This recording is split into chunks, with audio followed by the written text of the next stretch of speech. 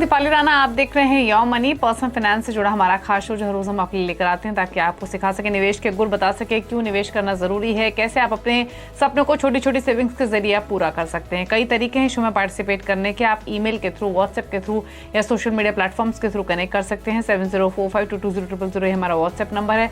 इसके अलावा #AskAwaz यो money ये लिखिए आप फेसबुक, ट्विटर पर CNBC आवाज के हैंडल पर जाकर और अपने सवाल हमें लिख दीजिए। तो यह है तरीका शो में पार्टिसिपेट करने का।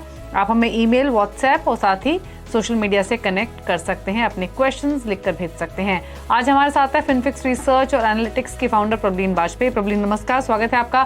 क्वेश्चंस लेने से पहले आज बातचीत करेंगे डाइवर्सिफाइड इन्वेस्टमेंट्स की कि आखिरकार डाइवर्सिफाइड इन्वेस्टमेंट्स कैसे होती हैं, कैसे की जाएं।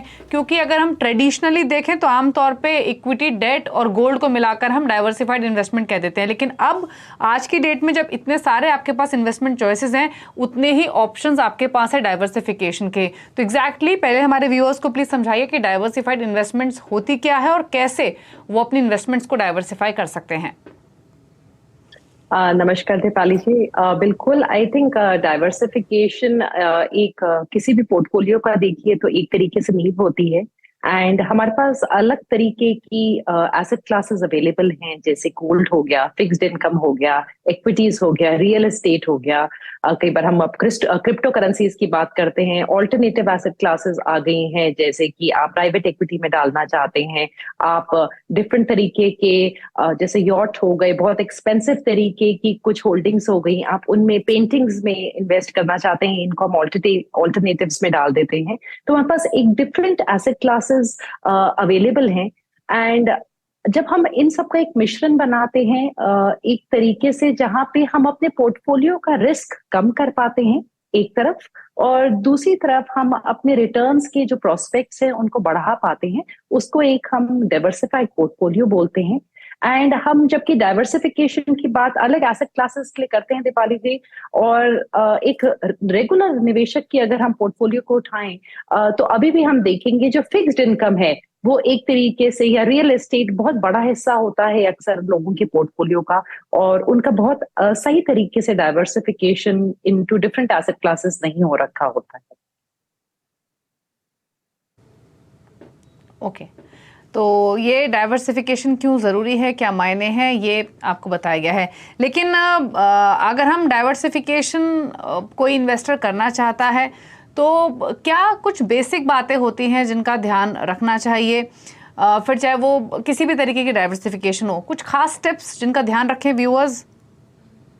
जी, सबसे पहले तो I think Deepali ji we have to, मतलब हम अपना जो स्प्रेड आउट करेंगे, हमें अपनी एसेट क्लासेस को चुनना है। मान लीजिए हम फिक्स्ड इनकम की बात करते हैं, हम इक्विटी की बात करते हैं, गोल्ड की बात करते हैं, हम साथ में रियल एस्टेट को ले लेते हैं।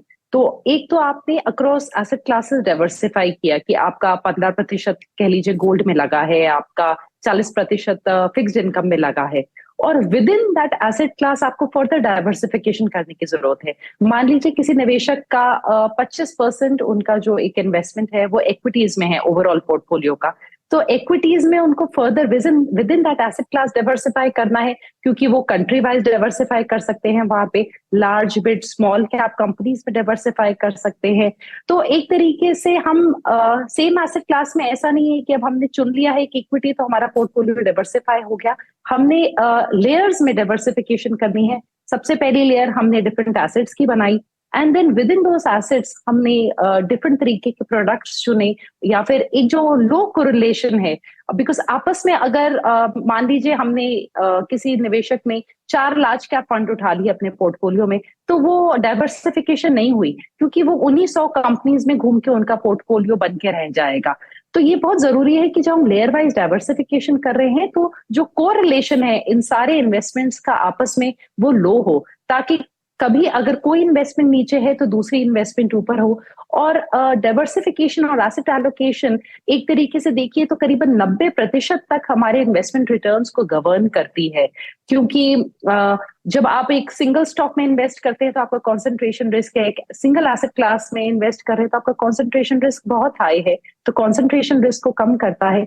तो ये जरूरी है कि डिफरेंट जो हमारे पास फॉर्मेट्स हैं, चाहे आपकी एज हो गई, आपकी रिस्क एपिटाइट हो गई, उनको यूज करते हुए आप एक सही डाइवर्सिफाइड पोर्टफोलियो अपने लिए क्रिएट करें।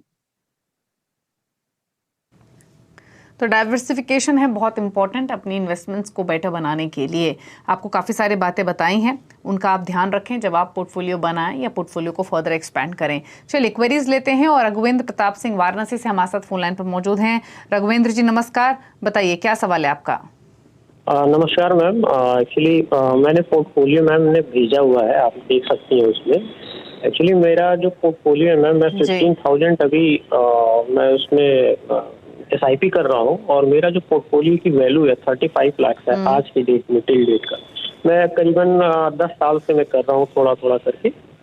और मेरा जो गोल है मैम फॉर रिटायरमेंट पर्पस की 20 ईयर्स आफ्टर रिटायरमेंट मेरा 2 करोड़ का मिनिमम होना चाहिए। तो क्या ये मेरा जो पोर्टफोलियो वो सही है? क्या इसमें से कोई फंड को मुझे स्किप करना चाहिए या कुछ को ऐड करना चाहिए, या मतलब मुझे पैसे किस हिसाब से उसमें डालने चाहिए? मेरा यही क्वेरी था। ठीक है, तो पहले मैं इनका क्विकली पोर्टफोलियो बता दूं। ICICI prudential mid cap 150 index, Nippon India multi cap दोनों में 3-3 हजार रुपए, निपॉन इंडिया स्मॉल कैप में 4,000, HDFC स्मॉल कैप में 2,000, SBI निफ्टी इंडेक्स फंड में 2,000 और SBI ब्लू चिप में 1,000। टोटल SIP इनकी हो गई है 15,000 की। 35 लाख की पोर्टफोलियो की वैल्यू, 20 इयर्स में 2 करोड़ का टारगेट। क्या सजेशन प्रबलीन आपके? दीपाली जी, इनका पोर्टफोलियो मेरे ख्याल से काफी क्लीन है, बहुत ज्यादा फंड्स नहीं है। 20 साल का इनका होराइजन है। अगेन बहुत अच्छा समय दे रहे हैं अपनी इन्वेस्टमेंट्स को। 1-2 चेंजेस मैं यहाँ सजेस्ट करना चाहूंगी। जैसे इनके पास SBI ब्लू चिप है, फंड अच्छा है, पर इनके पास SBI का निफ्टी 50 इंडेक्स भी है। क्योंकि लंबे समय का पोर्टफोलियो है, मेरी सलाह होगी कि ये जो ब्लू चिप में पैसा जा रहा है ये अपने इंडेक्स फंड में ही डाले, उसी को कोर बना के चले। उसी के साथ इन्हें अभी हाल ही में जो निपॉन में SIP शुरू की है स्मॉल कैप में, मेरे ख्याल से उसकी जरूरत नहीं है। निपॉन का इन्होंने मल्टी कैप भी ऐड किया है। सेम फंड हाउस की स्ट्रैटेजी थोड़ी सी सिमिलर होती है। ये HDFC स्मॉल कैप को कंटिन्यू कर सकते हैं, उसी में थोड़ी अपनी एलोकेशन बढ़ा लें। निपॉन के मल्टी कैप में थोड़ी एलोकेशन बढ़ा सकते हैं जब उसको बंद करेंगे दूसरे स्मॉल कैप को। इसके अलावा मेरे ख्याल से कोई चेंज करने की जरूरत नहीं है। तो 6 से रिड्यूस करके इनका पोर्टफोलियो 4 पे आ जाएगा। और अगर कल को SIP बढ़ाना चाहेंगे तब एक चाहे गोल्ड और थोड़ा सा इंटरनेशनल डाइवर्सिफिकेशन को ये देख सकते हैं। मेरे ख्याल से उससे, जैसे हमने भी बात की, डाइवर्सिफिकेशन पॉइंट ऑफ व्यू से एक डिफरेंट एसेट क्लास और एक कंट्री वाइज डाइवर्सिफिकेशन भी ऐड होगा।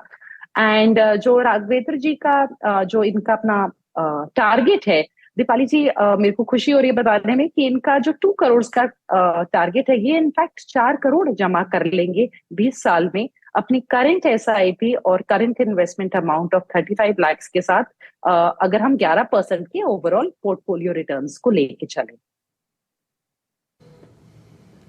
ओके, तो चलिए सजेशन है आपके लिए और आपका पोर्टफोलियो सही है, कोई बदलाव की ज़रूरत नहीं है। आप 2 करोड़ के टारगेट की बात कर रहे हैं, बट आप उससे ज़्यादा एक्यूमुलेशन कर सकेंगे इन इन्वेस्टमेंट से। 4-4.5 करोड़ की राशि आप एक्यूमुलेट कर पाएंगे इन इन्वेस्टमेंट्स के ज़रिए। तो ये आपके लिए सजेशन दिया गया है। चलिए अब बात करते हैं कुछ और कॉलर्स से। सुमित रावत है हमारे साथ देहरादून से। सुमित नमस्कार, बताइए क्या सवाल है? हेलो, बताइए क्या सवाल है आपका? हाँ जी मैम, जैसे मैंने आपको अपना पोर्टफोलियो भेजा हुआ है, मेरे को ये पता करना, जैसे कई सारे फंड काफी ज्यादा हैं, लेकिन 2-3 फंड के बारे में बेसिक क्वेरी है। एक जो टाटा एथिकल फंड है, दैट इज विदाउट बैंकिंग, और मतलब सेक्टोरियल फंड है बट विदाउट बैंकिंग, बाकी सारे सेक्टर हैं उसमें, ठीक रहेगा? और स्मॉल कैप में 3-4 फंड मैंने ऐड किए हैं just to mitigate the risk associated with the small cap. तो ये स्ट्रेटेजी सही है या स्मॉल कैप में एक फंड के साथ ही चलना चाहिए बेसिक टोटल पोर्टफोलियो के व्यू में?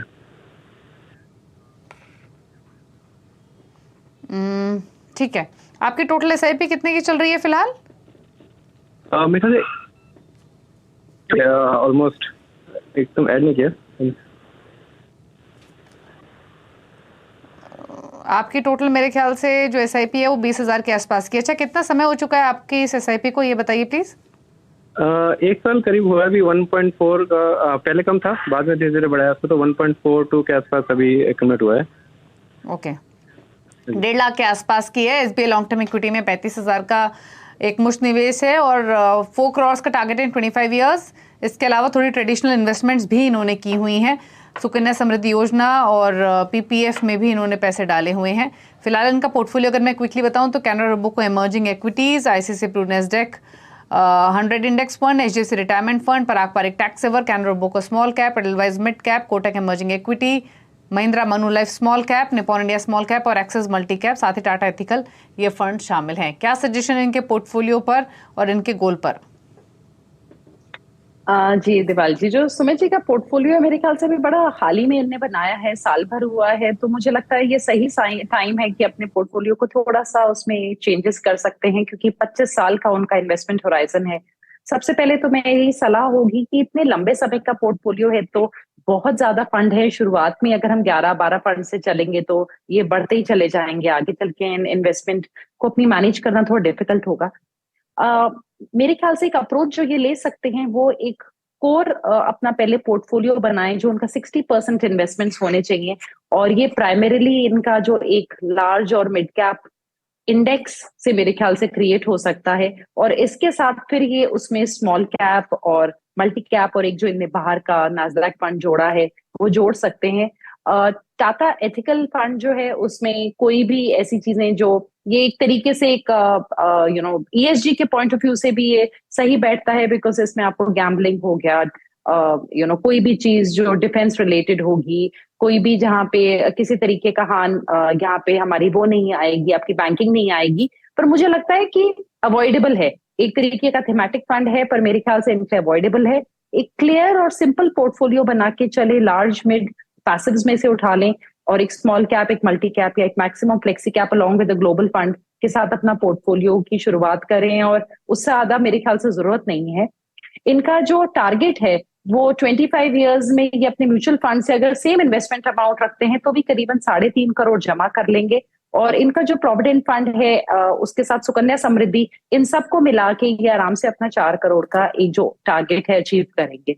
इन्होंने एक और चीज जो दीपाली जी मेंशन की है वो कि एक LIC शुरू की है, अभी 1-1.5 महीना हुआ है, मेरी राय होगी कि उसको डिसकंटिन्यू कर लें। प्लीज सिर्फ टर्म प्लान अपने लिए एक ले लीजिए जो आपके लाइफ कवर के रूप में काम करे, उसके अलावा इन्वेस्टमेंट रिलेटेड इंश्योरेंस लेने की जरूरत नहीं है।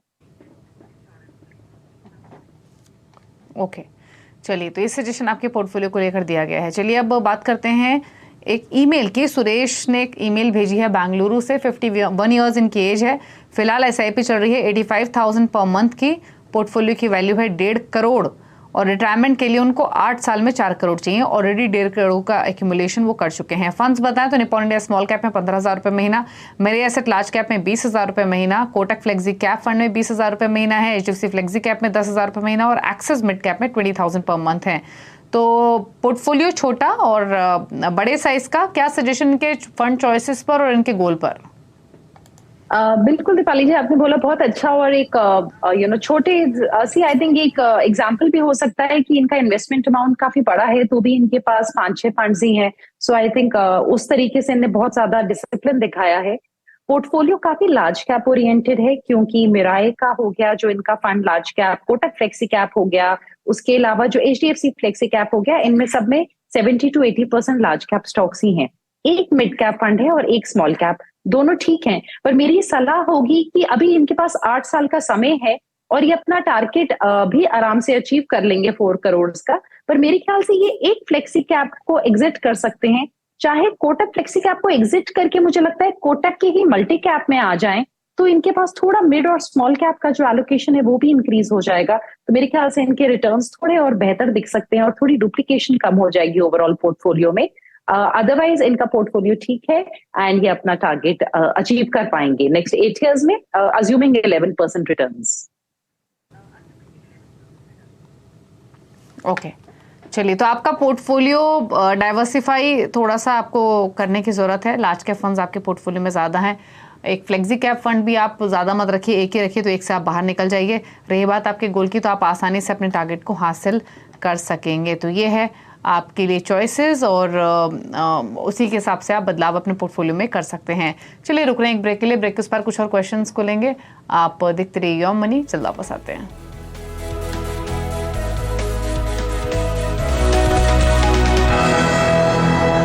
आप देख रहे हैं योर मनी। प्रबलीन वाजपेयी हमारे साथ मौजूद हैं आपके क्वेश्चंस को आंसर करने के लिए, और सवाल लेंगे। उदय कुलकर्णी ने एक सवाल भेजा है। 2 लाख रुपए की SIP चल रही है, पोर्टफोलियो की वैल्यू है 20 लाख रुपए, 5 साल में 5 करोड़ का टारगेट है।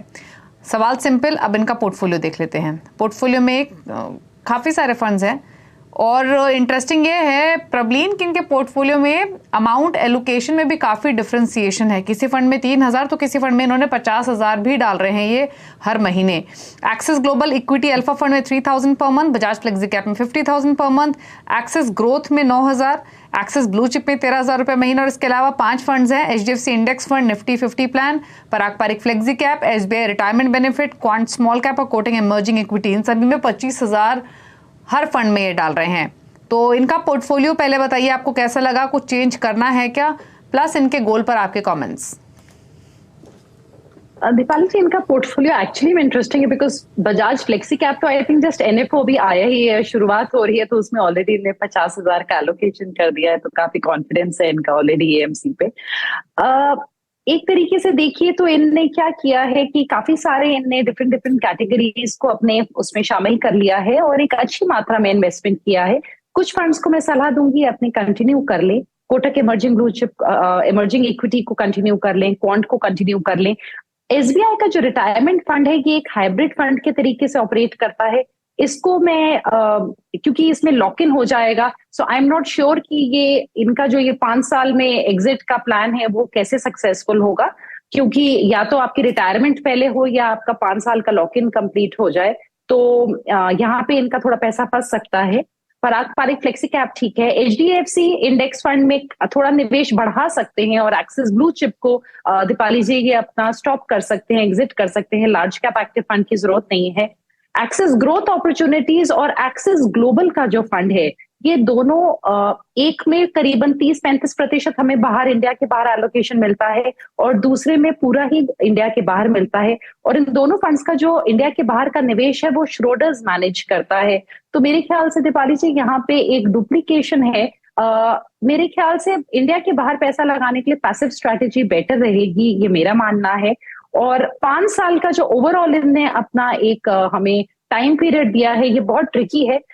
पिछले अगर हम 20 साल के निफ्टी के रिटर्न्स देखें और हम SIP रिटर्न्स देखें 5-5 साल के डिफरेंट पीरियड्स में, तो वो एज हाई एज 30% भी जा चुके हैं, पर एज लो एज 2% भी हैं। तो यानी कि पहले तो इनको जो अपनी पोर्टफोलियो से एक्सपेक्टेशंस है कि 5 साल में कितना पैसा बना देगा, उसको थोड़ा रियलिस्टिक बनाना है। अगर मैं 9% के रिटर्न लेके चलूं, जो निफ्टी दे चुका है, हम एक पोर्टफोलियो रिटर्न्स मान रहे हैं 11, अगर 9% के, तो ये करीबन 1.83 करोड़ जमा कर पाएंगे। जबकि अगर इनको 11% का रिटर्न मिल गया तो ये करीबन 2 करोड़ जमा कर लेंगे। और जो इनका खुद का लक्ष्य है 5 करोड़ का, उसके लिए इनको 39% रिटर्न्स की जरूरत है अपने पोर्टफोलियो से, जो मेरे ख्याल से थोड़ी ज्यादा एक्सपेक्टेशंस हैं। एंड दीपाली जी, जैसे हम जानते हैं कि इक्विटीज में उतार चढ़ाव चला रहता है, 5 years is a tricky period. तो मेरी सलाह होगी, जहां पे इनके पास स्मॉल कैप भी है, सारे मिड कैप भी है, अगर ये अपना निवेश का टाइम थोड़ा बढ़ा सकते हैं, तो फिर ये बहुत कंफर्टेबली 10 years में अपने पोर्टफोलियो को, जो इनका टारगेट है, उससे अचीव कर पाएंगे विदाउट अनड्यू रिस्क, अज्यूमिंग 11% के एक पोर्टफोलियो रिटर्न्स।